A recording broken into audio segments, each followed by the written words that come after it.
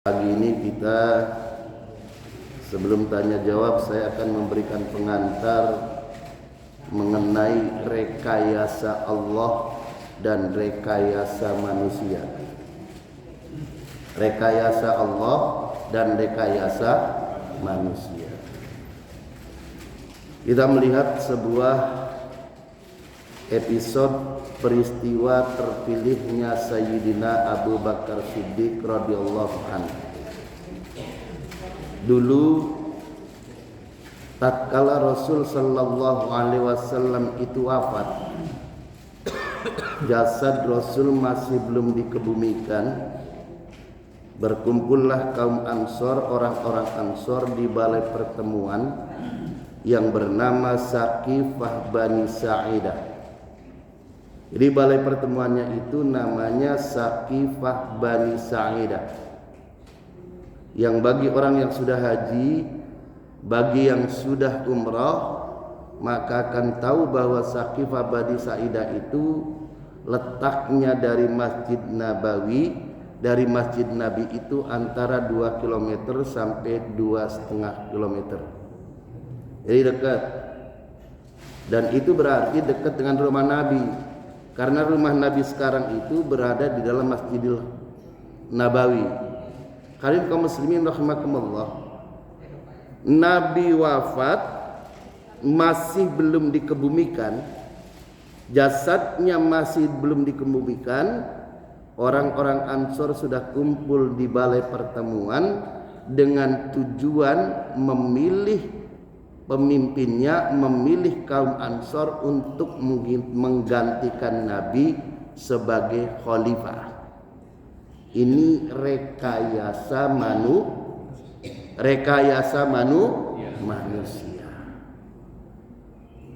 Apa tujuan mereka? Singkat kisah, dia ingin memilih Sa'ad bin Ubadah. Sa'ad bin Ubadah itu tokoh Ansor, orangnya kaya, cerdas, pinter, yang akan dipilih oleh mereka untuk menggantikan Nabi setelah Nabi wafat. Nah, kisah ini diabadikan di dalam kitab Khulafaur Rasul, Khalifah Rasul, yang ditulis oleh Syekh Khalid Muhammad Khalid, diterbitkan oleh penerbit Darul Fikr Beirut, Lebanon, tahun 1408 Hijriah, 1988 Masehi, ada di halaman 73. Nah, kalau yang punya kitabnya bisa dibuka. Barangkali mau dicek, jangan-jangan ini ngarang ini ustadznya. Kadang-kadang kan jamaah kalau udah nggak percaya kan begitu, ini ustadznya ngarang aja ini, nggak ada literaturnya katanya. Kalian kaum muslimin rahimakumullah. Jadi dalam bahasa Khalid Muhammad Khalid, ijtama'a nafarun kabirun minal ansor fi Saqifah Bani Sa'idah liyubayi'u Sa'ad bin Ubadah.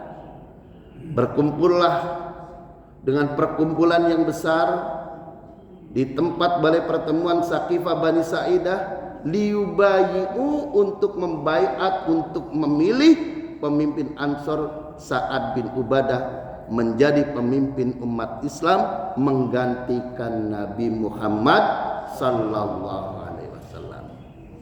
Ini cita-cita manusia. Nah, ini di dalam balai pertemuan itu sudah mulai gaduh. Wah, ini kalau yang namanya moral pemimpin itu gaduh, Pak. Nggak dulu, nggak sekarang itu, Pak, gaduh, Pak. Orang pimpinan masjid aja DKM gaduh. Wah, gaduh, Pak. Itu di sono di kampung saya. Kalau sini sih enggak beda.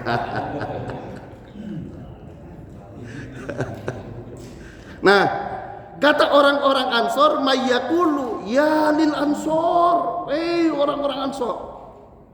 Ini orang-orang muhajirin bilang wa mayyakulu bil muhajirin lil muhajirin. Orang-orang muhajirin. Nah, ini mulai gaduh, Pak. Mudah-mudahan nanti pilihan presiden enggak gaduh. Amin. Dan terpilih orang yang jujur. Amin. Terpilih orang yang amanah. Amin. Nah ini Pak. Nih semua itu ada Pak di sejarahnya, ada. Islam itu nggak kurang ilmunya. Kana an-nasu minal ansar yukharriduna al-ansar ala tashabbatati bil khilafati bi uslubil khadin wa lahibah. Orang-orang Ansor sudah menyuarakan lantang keras protes. Mereka mengatakan orang-orang muhajirin itu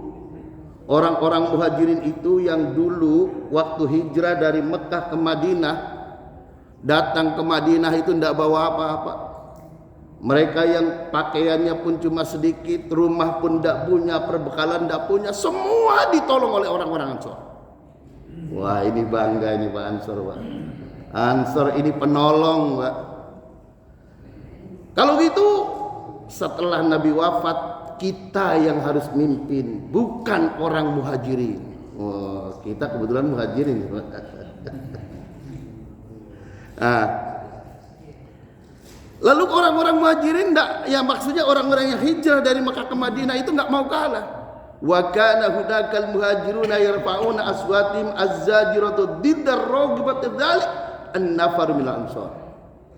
Orang muhajirin itu sebaliknya mencegah jangan sampai orang Ansor yang jadi pemimpin setelah Nabi.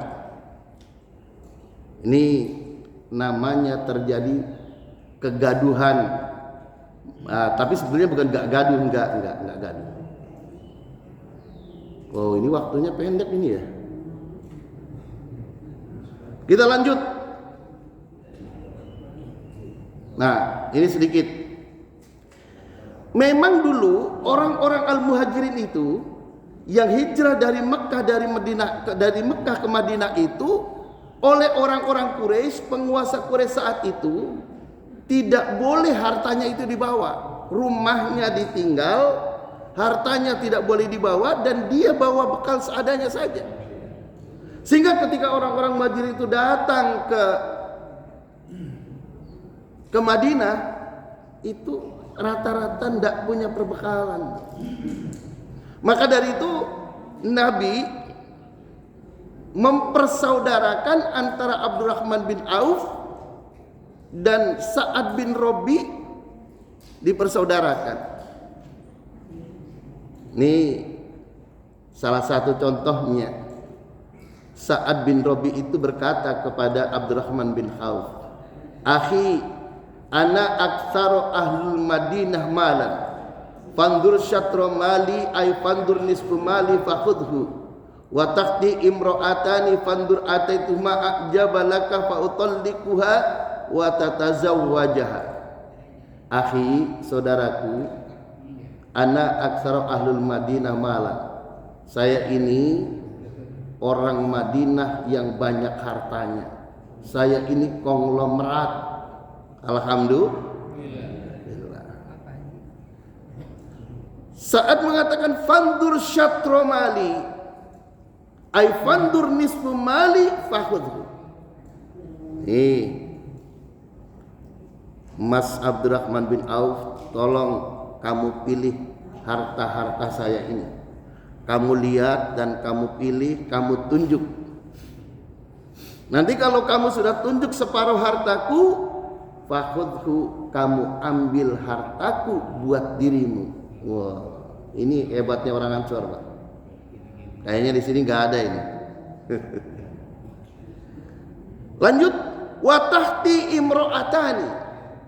Dan saya ini punya 2 orang istri. Fandur ataitu ma'ajabalaka, lihat 2 istriku itu mana yang menarik hatimu. Kalau nanti kamu sudah lihat dan kamu pilih yang mana yang kamu pilih, fa utallikuha, akan saya talak istriku itu, wa tatazawwajaha, supaya bisa dinikahi kamu. Subhanallah.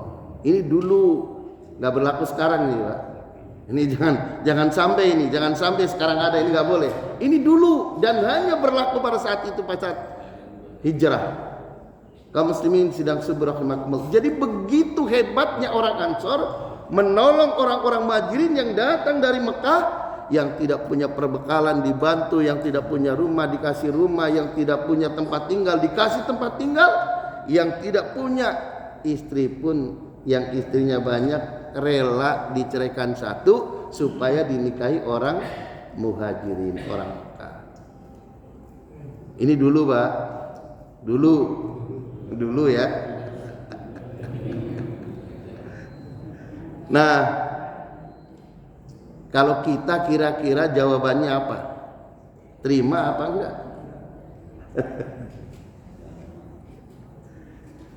Konglomerat bilang, kamu tunjuk, kamu pilih separuh hartaku, lalu kamu ambil separuh. Nah, istrinya konglomerat nggak ada yang nggak cantik, Pak, cantik semua. Dari dulu sampai sekarang istrinya konglomerat, istrinya orang kaya itu cantik, Pak. Rata-rata cantik. Karena dari kampung saya sampai Jakarta, orang-orang cantik itu senengnya sama orang kaya. Ini dulu. Oh, sama. Hadirin kaum muslimin rahimakumullah, apa jawaban daripada Abdurrahman bin Auf? Abdurrahman bin Auf mengatakan, karena imannya kuat, teguh imannya, beliau mengatakan, barakallahu laka fi malika wa ahlika, la hajatan li fi dzalika, innama dullani ala suq la atajjar fiha. Nih, luar biasa ini. Barakallahu laka fi malika wa ahlika.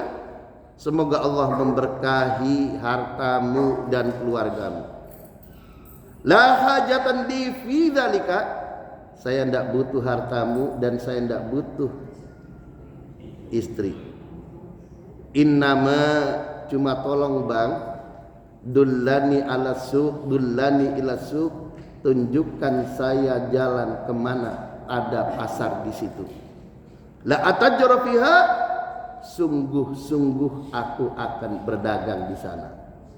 Alhamdulillah. Jadi Abdurrahman bin Auf ini salah satu yang kemudian menjadi konglomerat Islam. Dulu waktu datang, dia nggak banyak harta, dia cuma punya modal untuk dagang sembako. Dagangnya itu minyak samin, keju, korma, pokoknya sembako lah. Maka cepat kaya ini Abdurrahman bin Auf. Hadirin kaum muslimin rahimakumullah. Ini kita singkat aja.